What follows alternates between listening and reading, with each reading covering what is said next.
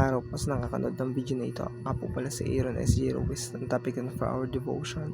Ngayong araw na ito ay pumapatungkol kay Obadiah. So, sino nga ba siya?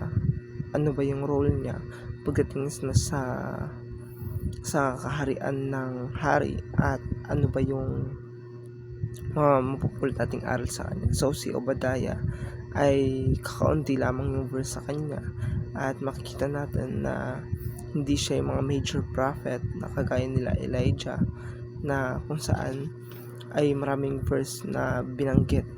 Pero dito ay masasabi natin na kakaunti lang, at mababasa natin ang ating devotion sa 1 King chapter 18 verse 3 to 4. Ang sabi dito, tinawag ni Ahab si Obadiah na siyang katiwala sa bahay.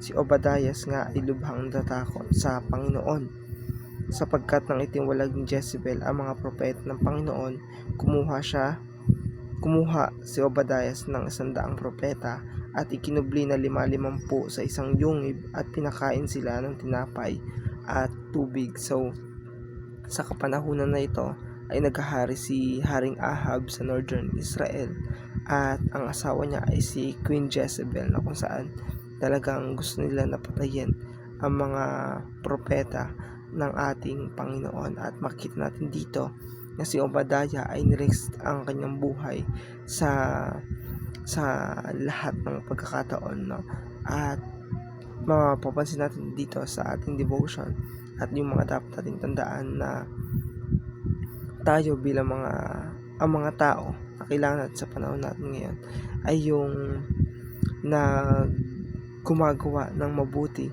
kahit nagkakaroon ng corruption at nagkakaroon ng ibang mga sistema na hindi ayon sa salita ng Panginoon.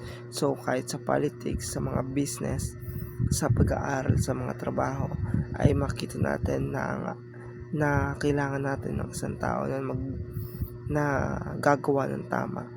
At pagdating sa paggawa ng tama, ano man ang kanyang maging kalagayan, ay maganda na isinasaalang-alang na yung salita ng Diyos sa lahat ng pagkakataon. At kailangan natin maintindihan na sa panahon natin ngayon, ang nakakapagbabago lang sa atin ay ang ating Panginoong Jesucristo, at sa pamamagitan nun na kapag nasyara natin sila, kailangan natin maging tagasundin sila ng ating Panginoong Hesus, na handa ring mamatay para sa Kanya. At ganun yung kailangan natin sa henerasyon natin ngayon. Kaya kailangan natin maintindihan na maging tapat tayo sa Panginoon anuman ang sitwasyon ng ating mga buhay. So, ito lamang po ang ating devotion. Maraming pong salamat.